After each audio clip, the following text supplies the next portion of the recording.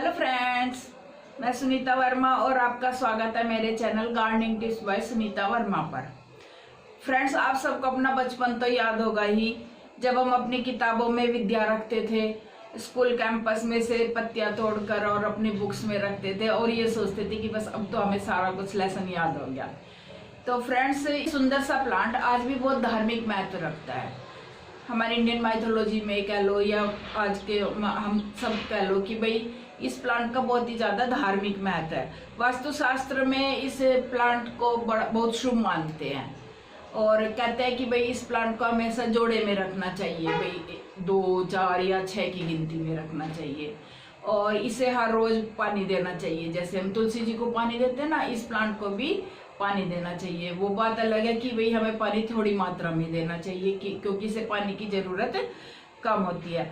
और जब हम इसे घर में रखते हैं तो इससे हमारे घर का जो पॉजिटिव एनर्जी लेवल है वो इंक्रीज होता है, यानी कि इससे शुभ जो प्लांट है उसमें इसकी गिनती होती है। तो आप समझ ही गए होंगे प्लांट ये कौन सा है। फ्रेंड्स, ये प्लांट है मयूरपंखी, जिसके पंख जैसे इसकी लीव्स जो होती है वो मोर के पंखों जैसी होती है, तो इसलिए इसका नाम रखा गया मयूरपंखी। इंग्लिश में हम इसे थूजा कहते हैं।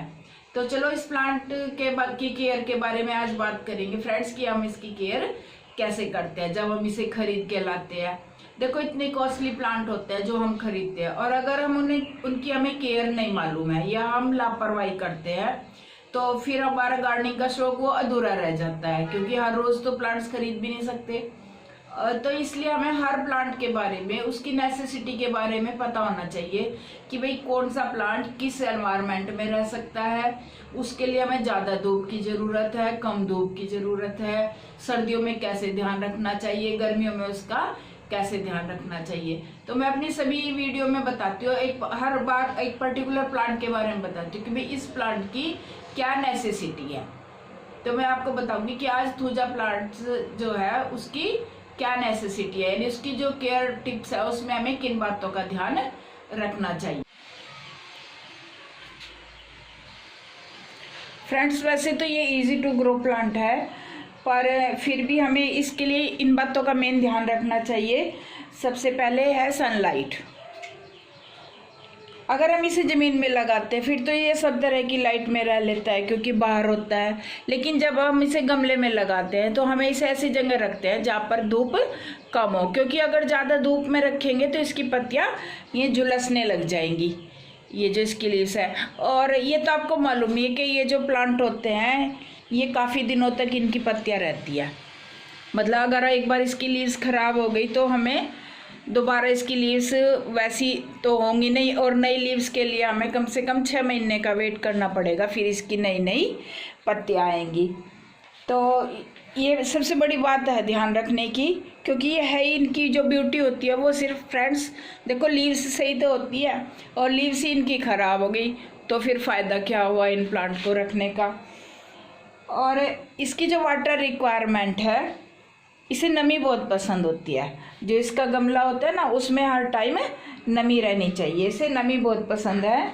और पानी अगर इसका कम होगा तो इसकी ये जो लीव्स की टिप्स है ना, ये टिप्स है, ये ब्राउन होनी शुरू हो जाएंगे अगर इसमें पानी की मात्रा कम होगी। और अगर ज़्यादा पानी डालेंगे हम इसमें तो क्या होगा, ये पत्तियाँ इसकी ऐसे झुकने लगेंगे, ऐसे झुक जाएंगी दोनों तरफ बाहर की तरफ ये गिरने लगेंगी इसकी पत्तियाँ और ब्राउन होनी शुरू हो जाएंगी, यहाँ किनारों से ब्राउन होनी शुरू हो जाएंगी।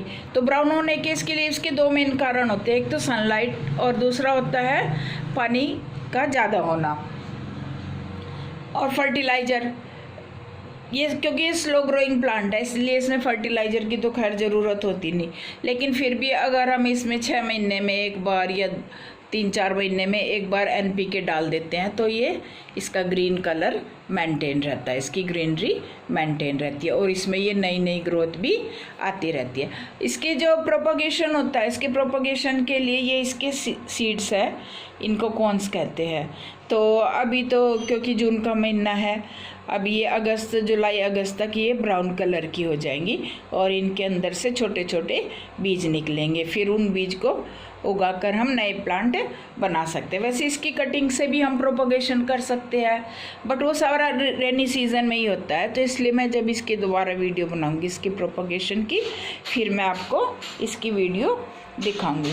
तो फ्रेंड्स, इस खूबसूरत से प्लांट को एक लाइक तो बनता ही है ज़रूर, और अगर आप मेरे चैनल पर नए हैं तो प्लीज़ सब्सक्राइब करके बेल बटन ज़रूर दबाएं, जिससे कि आपको हर वीडियो का नोटिफिकेशन मिलता रहे। Thank you very much friends for watching my video. Goodbye.